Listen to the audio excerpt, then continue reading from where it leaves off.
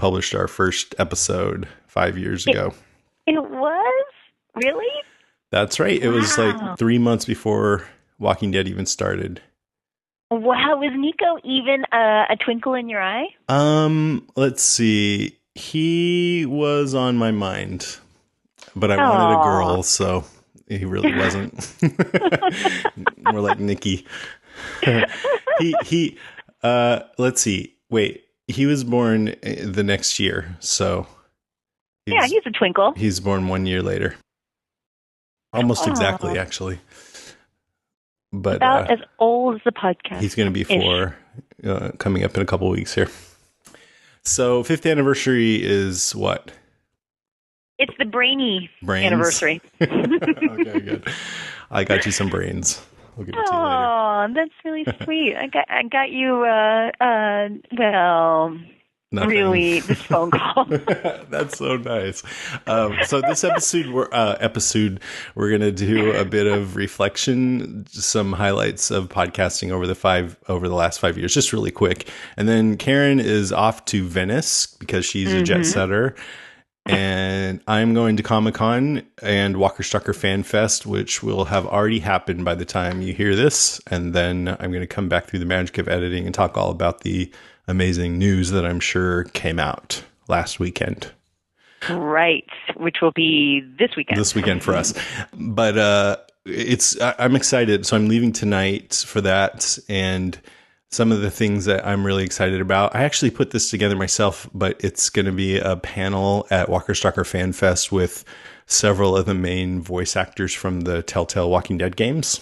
Oh, nice. Yeah. So it's Melissa and Gavin plus Dave Fennoy, who plays Lee, and Nikki Rapp, who plays Lily, Nicole Vigil, who plays Carly, and Adam Harrington, who plays Andy. So I'm stoked about that. I've been playing the games again and, getting all brushed up on it so I can do a good interview.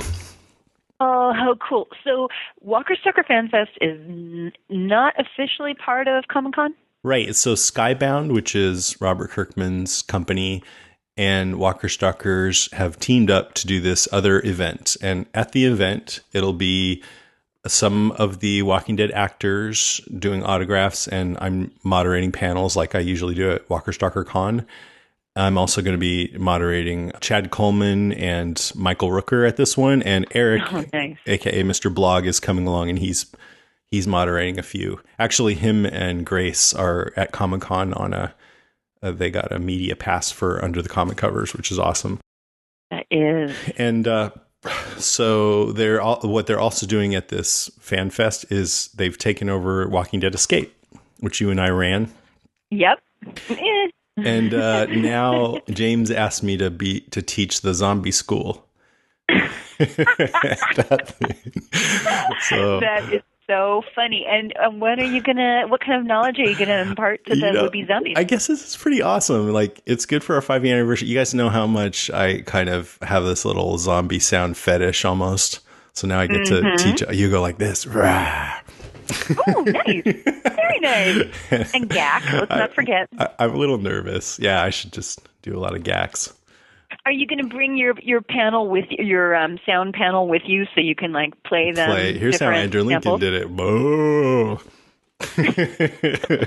I don't know. Maybe, yeah, that might not be a bad idea. It could be pretty fun. You can play them Kirkman's and tell them what not to do. Don't do it like this. That's pretty funny. That's a great idea. So then, but what most of you might be excited about is at Comic-Con itself, which I don't have a ticket to because I'm going to be too busy anyway. They're doing this huge Walking Dead panel with most of the actors and creative talent, and a Fear the Walking Dead panel. And I'm sure they will show more footage at those two things. So we'll get some news about season 6 of Walking Dead and about the first season of Fear the Walking Dead. So I'll come back in a few minutes for you guys and talk about what they said. And there's some Walking Dead party afterwards that might be kind of a big deal because James was like, "Oh, I got you tickets to the Walking Dead party." So nice. I don't know if it's like with the actors and stuff or what, but I predict hobnobbing, and I want details when I come back. All right, so You'll get those definitely. Excellent. I'm already tired thinking about all that, by the way. I know it's kind of exhausting when you explain it all. But let's get into some highlights. So we've been podcasting 5 years. It's sincerely been awesome beyond what I hoped for when we started, except I thought it would be cool if we became friends with Steven Yeun, kind of like Jay and Jack did with Jorge Garcia on Lost. That didn't happen. That did not happen. No. We've talked to him several times, and in my dreams, we're really, really good friends. Really close. It's almost worse that we talked to him so many times and yet we're not friends.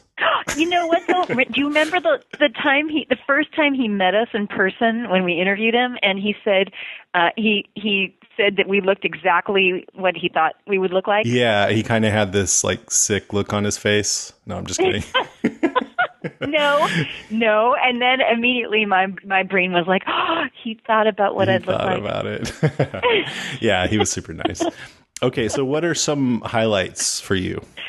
For me, it's getting to talk to you, obviously, because, we've been friends for a long time. We were friends a long time before this. And so just getting to, on a regular basis, to talk to you, not that we wouldn't talk to each other on a regular basis, but, we're both really, really busy. And it's really cool that we get to carve out time together to get to talk about a subject that we both love. We both love this genre, and we both love chatting about it and getting in depth about it. It's so much fun to talk about it with you. So that's like my number one thing. That's awesome. About. That's my number one too. I mean, I like I can't think of any one particular time because we've done 185 episodes now, but when it's you and me, it's just you and me and we're in a groove, which happens quite a lot actually. That's when I love it the most. Really? That's awesome. Yeah, totally. It's fun and it's just, it feels good doing it. I don't think I would have done it 185 times if I didn't like it. Yeah, exactly. So that's the best part. But the fact that we have the audience that we do, not only the size, but the quality is I consider that a major highlight. We're right now, this could change, but we're the number one Walking Dead podcast out of like 35 or 40 of them. And I'm so proud of that. Yeah. Wow. They all have, great. I had no idea. 2 listeners and we have 4. And, but I love it when our listeners, we have all different kinds. Some are really funny. Some are really thoughtful. Some, I love when you guys have strong opinions about things, even when you don't agree with us. Yep. So great to just have all that engagement, and to think that anybody would care enough to engage with us on it is awesome. It is. And that's my second favorite thing too, is all listeners, and not just meeting them through their writing and through their phone calls, but also even meeting them in person. We've met listeners all over the place, especially in Atlanta, but also even in San Francisco and San Diego. And for me, I met up with a listener in Pittsburgh. It's been great meeting the listeners. You've gotten to meet them at all the Walker Stalker cons too, which has been really fun. Yeah, but I just met Marcy. Great. You did? In, where were we? Orlando. Yeah, she was so sweet. Really, really Is she nice. Fabulous? Yeah, totally fabulous. Gosh, yeah, that's exactly awesome. How I imagined her. And I saw another listener, Heather, there too, and she was awesome. Yeah, and then of course there's the ones that have become closer friends, like Grace and Mr. Blog, P.E. Lonnie, exactly right. Melissa. Yep. That's been nice. Pretty gratifying. What are your favorite interviews? Oh, easy. Talking with Steven Yeun. Yeah. I mean, he's always a highlight. And Andrew Lincoln, without a doubt. That was probably my favorite, I think. Yes. Yeah. Yes. I remember sitting in my, I think the first time we talked to him, I was in a conference room at work, and I took a break, and I thought, I'm talking to Andrew Lincoln. It was such a surreal experience. I know. And he's so charming and British. And it was wonderful. You know what's surreal? I just did a panel with Desmond, Juliet, the French woman, and Michael, and Richard Alpert of Lost. And I, watched several key episodes, came up with a bunch of questions. I was nervous as hell, went up, did the panel. It went really well. One of my favorites. And I got home and I put up a picture. And only when I put up that picture and looked at it and saw me up there with I was like, how the hell did that happen? Like, I kind of just fell into that. I didn't try to make that happen. And look at that. Part of my brain's like, is that even real? Like, that's photoshopped, right? Exactly. That was pretty damn cool. And exactly. You know what the good thing about that panel was? Several of them had never done stuff like this before because there wasn't this whole con culture so much when Lost was on, and they were nervous. And I almost do better when the panelists are nervous because I like calm them down. Oh, it's going to be great, and then they're like very appreciative and stuff. Now that all the Walking Dead actors are kind of jaded. It's different. I mean, I still love it, but it's fun when the panelists are kind of nervous and I get to make them feel comfortable. Right. Exactly. And my God, I mean, we were huge Lost super fans. Yeah. So, oh, good Lord. Yeah. And I didn't say that I was deeply disappointed by certain aspects of the show on the panel. I didn't say that. I'm very glad that you did not say that. There was plenty for me to gush about and to ask about and stuff that was totally sincere.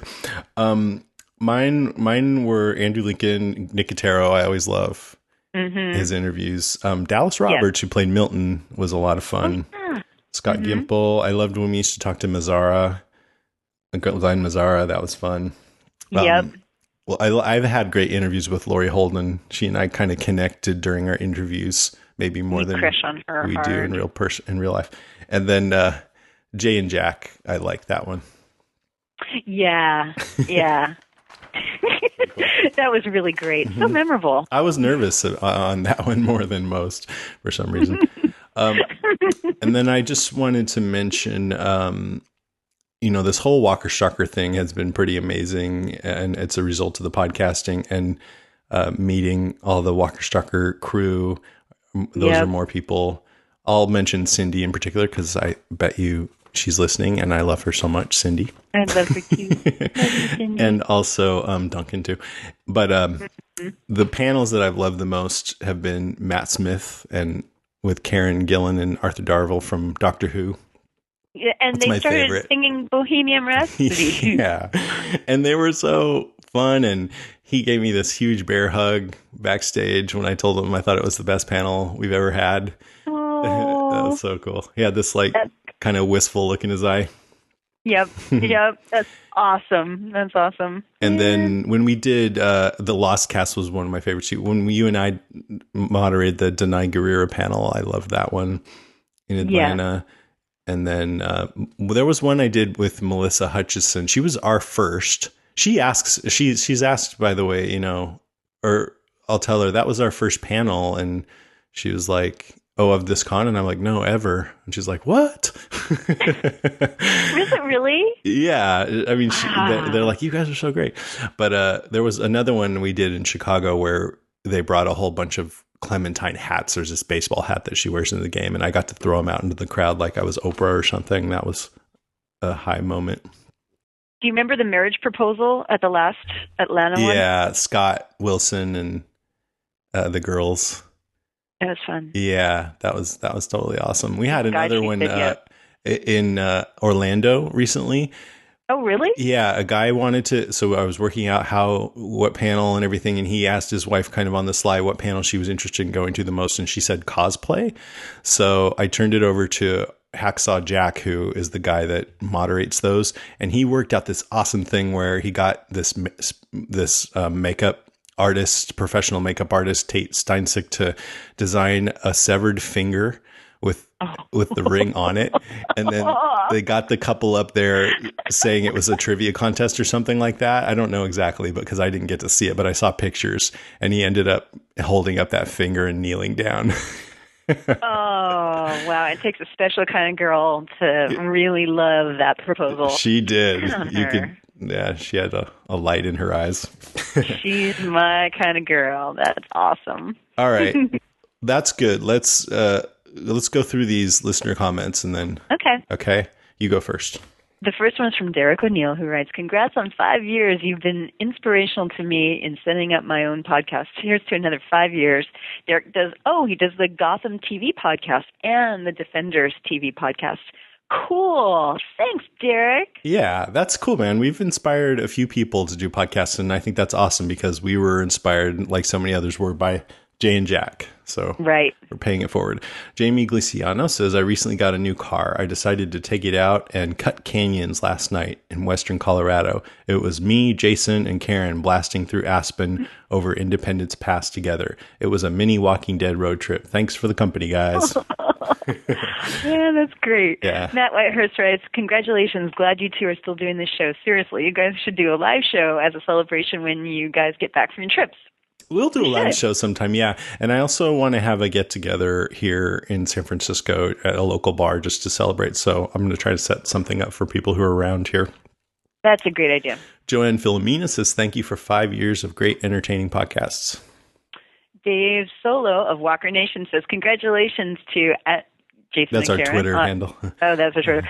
On 5 years of podcasting and being such an inspiration to all of us. We wouldn't be here without you." Dave is awesome, by the way. He's been hanging out with Walker Stalker and doing some panels and stuff. And he used to live in Florida, so he took us on a tour of a couple of the theme parks last. He did? Yeah, it's really great.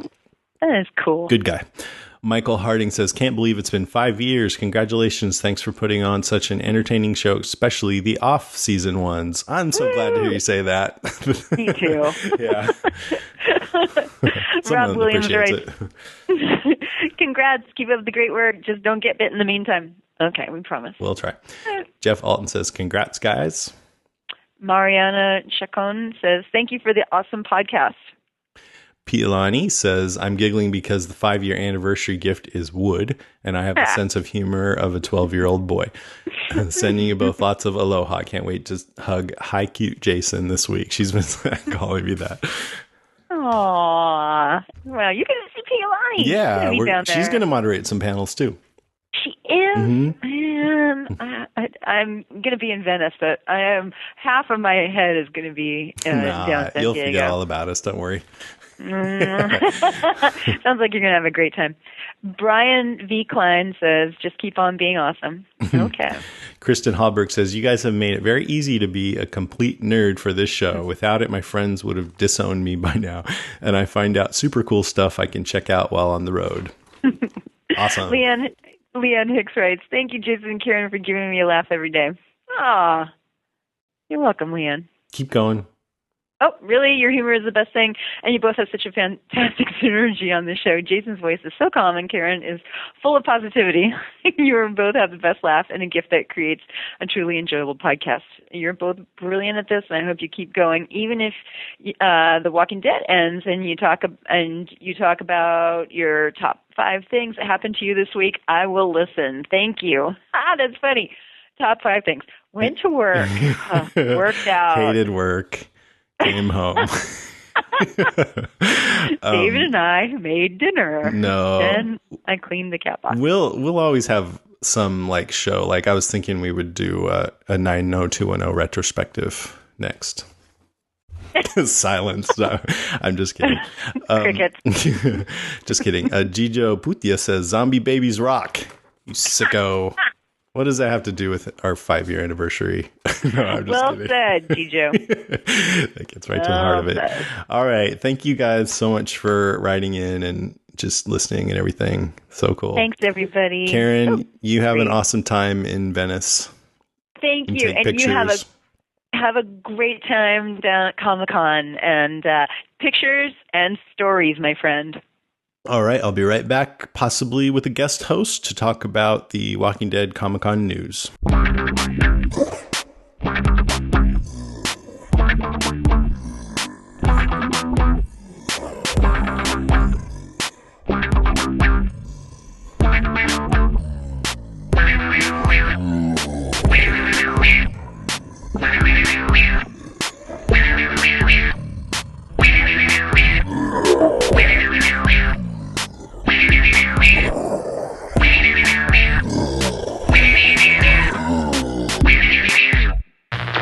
obvious threat to untold numbers of citizens. The people it kills get up and kill. Are they slow-moving, Chief? Yeah, they're dead. They're all messed up. This is a Walking Dead Cast news update. Okay, it's now 1 week later. Did you guys know Karen and I already recorded the beginning of this podcast? No. Oh, this is the one you did before. That's because... Are we not going to... Do you want to sync anything? That's okay. So this is our 5-year anniversary. Happy anniversary! Wow, happy anniversary. July 17th, 2010. That's amazing. And we're going to celebrate it by doing half of a podcast without Karen. Because she's in Venice right now. Oh, nice. For her. You know, I will say August 18th, 2010 is Mr. Blog's technical 5-year anniversary as well. Wow. So as you may have guessed, I have Mr. Blog and P.D. Cinderson here. Welcome, you guys. Hello. I thought you two would be great to have come on because we just went through Comic-Con and 3 of us were down in San Diego for Comic-Con, but mostly for, well, at least me and PD for Walker Stalker Fan Fest. Yeah.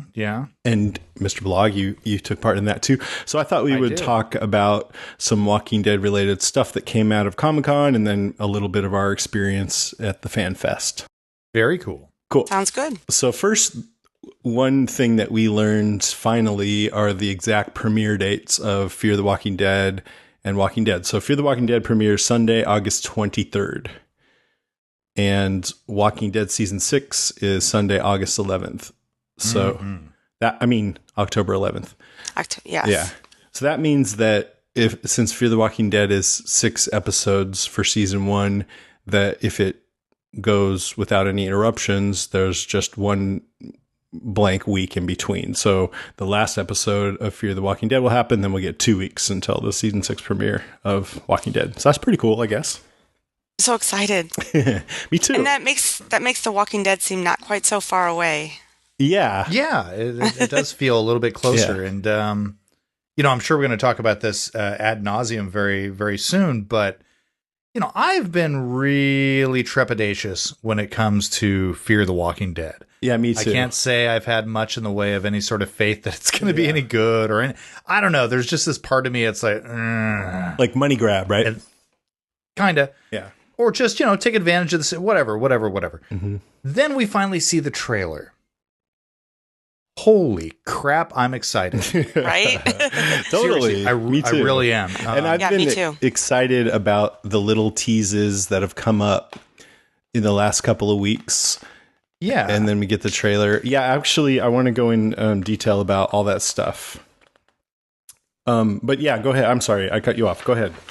No, it's okay. I was simply going to just start talking about the trailer, I guess. But what I wanted to get across is the thing I think that has me really excited about it is, it looks like it's quality. It seems like we got kind of the similar quality that we have with The Walking Dead in terms of production value and that kind of thing. But for me personally, and I'll get some crap for saying before you get started, I just want to tell everybody, if there are any of you who have not been watching this stuff because you want to come to it fresh, we're going to pretty much go into detail about this trailers that came out and they're pretty extensive, lots of stuff packed in there. So just to be warned that we're going to talk about the trailers. Very cool. What I want to say, and this is the thing I'll get a little bit of crap for, but I've said it before. My favorite zombie movie of all time was Zack Snyder's 2004's Dawn of the Dead.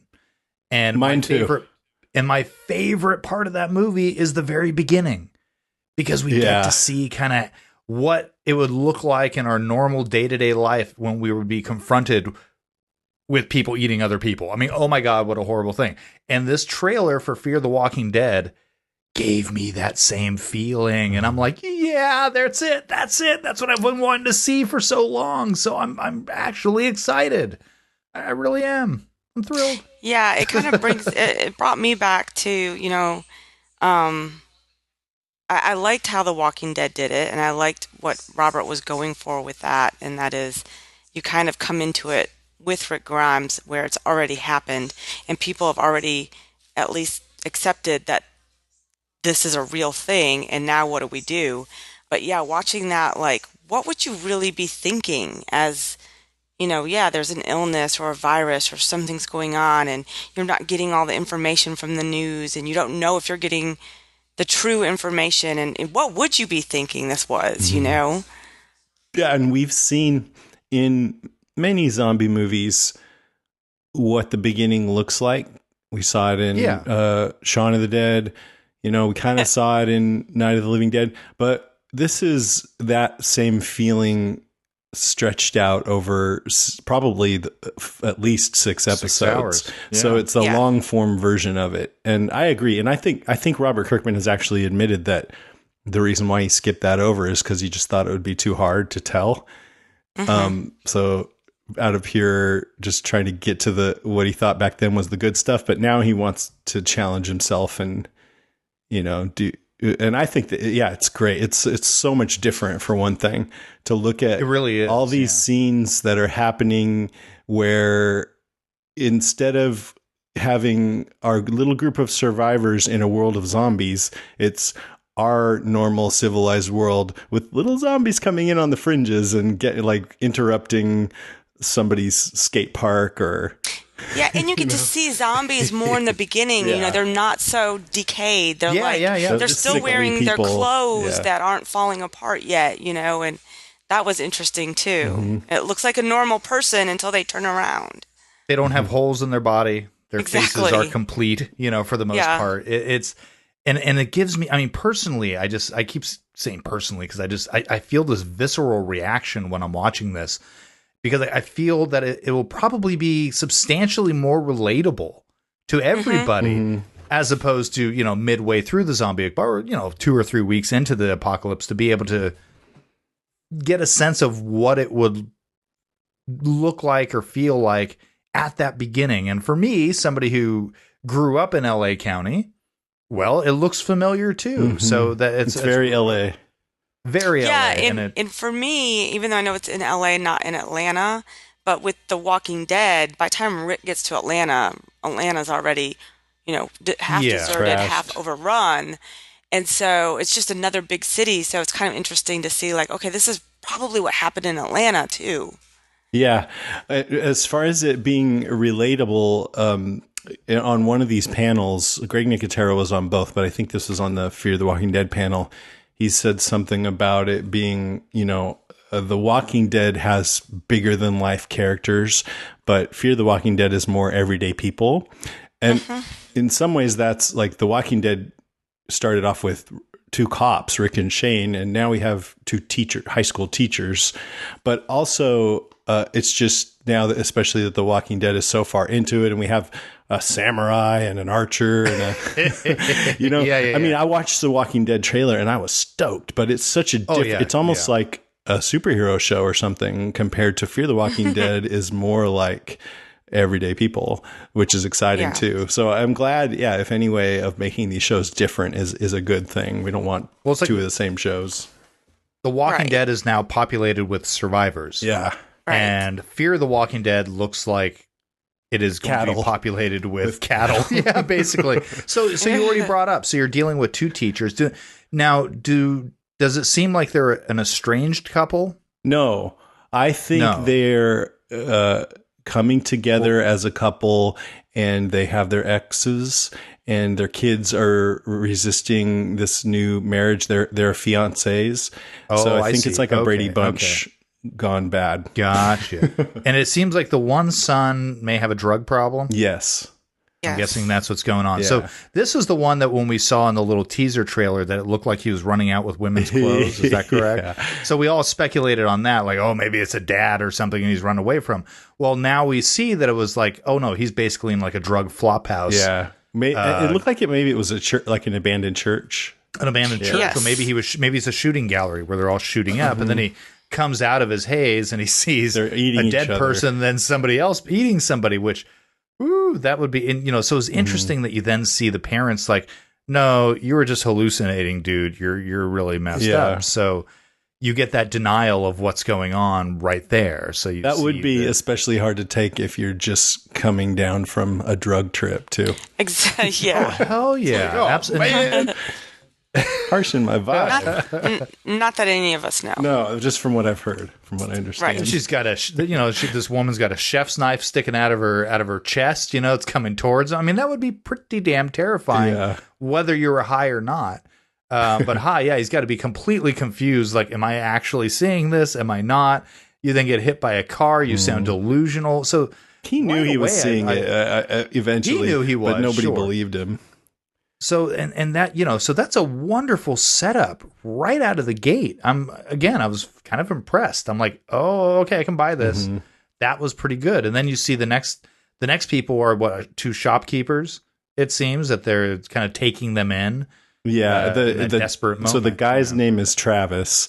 And he comes up and the shopkeeper's closing up his shop, and he's like, Travis is like, "Oh, we just need to lay low here for a minute," and they go ahead and take him in, and maybe he has one of his kids with him or something.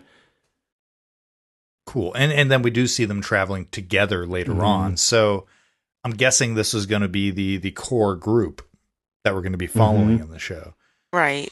Yeah. So let's talk about the promos a little bit. In the last, couple of weeks, they've been doing some great things with promos. There were a couple of posters I noticed. The first one was just showing an LA beach with what are obviously zombie tracks because one foot is normal, but the other one's kind of dragging along. Yeah. I love that. It's such a fun image, It's evocative. Yeah. It's very evocative. Somebody, I don't know if it's just the marketers or what, but somebody had a little inspiration there, and I love that. Oh, and it's the Santa Monica Pier in the distance because you can see the Ferris wheel and all that. So I was like, oh, okay, so they're in Santa Monica. It gives you a place, it gives you a situation, and it's that wonderful juxtaposition of paradise, the beach, relaxing, so nice. Zombies, it's a wonderful juxtaposition with that. Yeah, I think it's great. It gives a great sense of place and also of time because it's just one lone zombie coming in.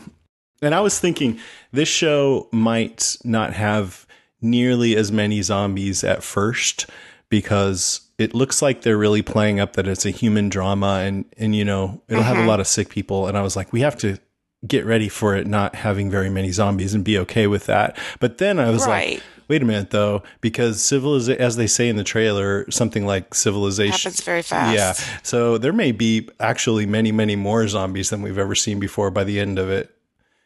Oh, I think so. I think by the end of these 6 issues, 6 episodes, I'm pretty sure we're going to end up seeing quite a lot. And some of those images that we see in that trailer. One of my favorites was the SWAT team or the riot team with their shields and the riot helmets and all this, going toe to toe with this situation. And I think this came up with We're Alive or another one of. I think it might have even been one of your listeners calling in, Jason, quite a while back, where they talked about why the military and police may actually be remarkably ineffective against a zombie horde, against a zombie attack, where they're going to be shooting. And we see this in the trailer, which I thought was brilliant, is they aim for the chest. They aim for the extremities. They are not aiming for the head.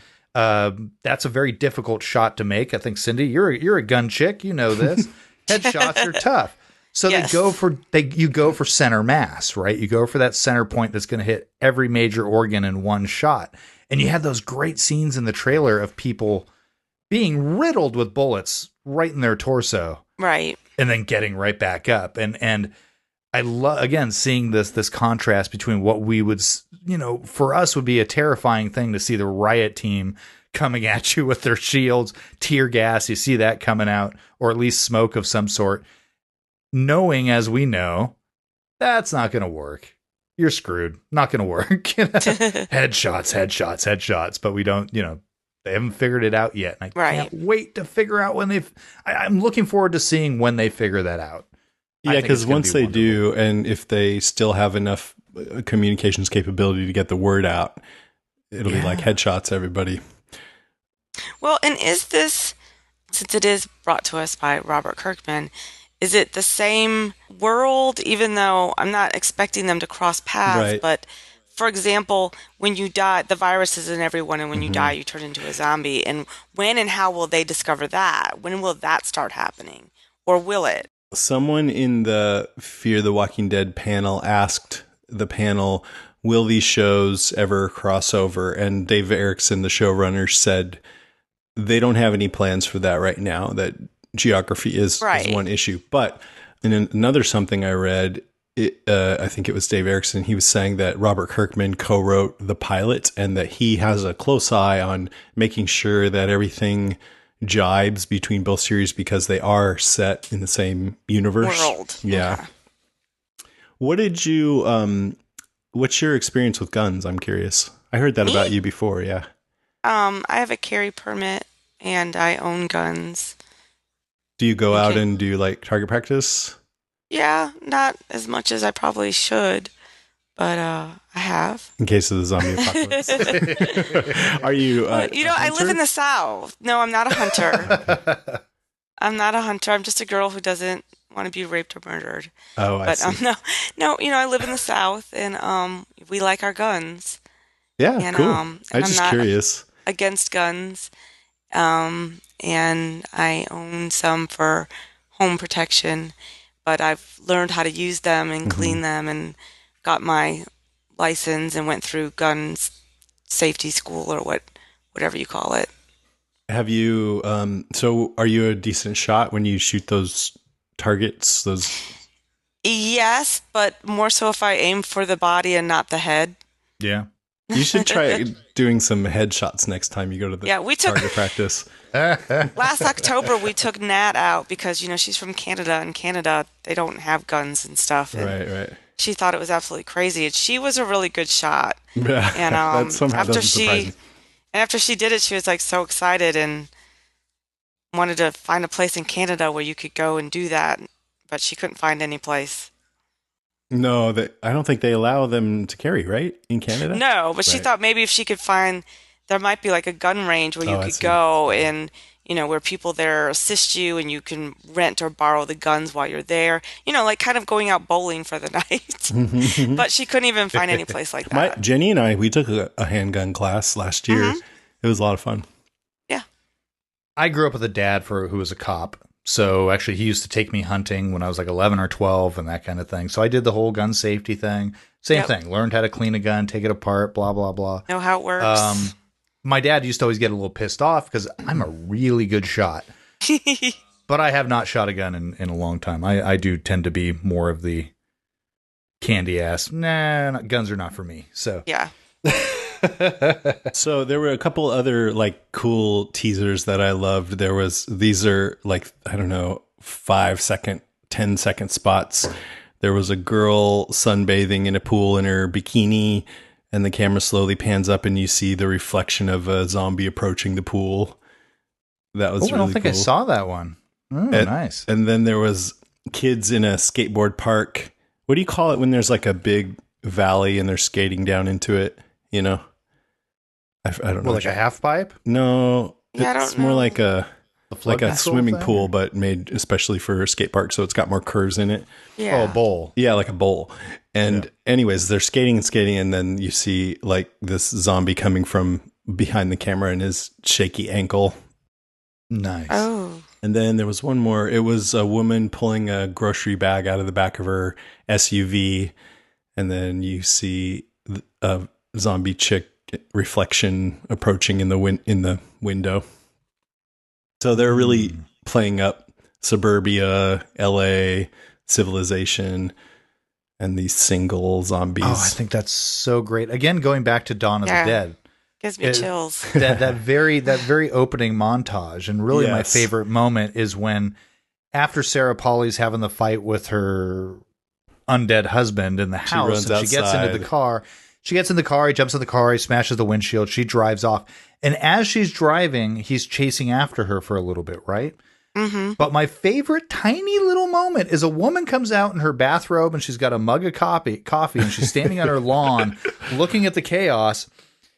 And her husband makes a beat like he kind of curves off to the easier He curves prey, off and he chases after her. And that, for whatever reason, that was the moment in that movie where I'm like, oh, this is a great movie. Like, I really felt that's like, oh my God, you just stand out there in your coffee and suddenly you're being chased by this crazy, probably some guy you knew chasing after you, trying to eat you. How horrifying would that be? And it is great because with The Walking Dead, I feel like we are so detached from that point in the story.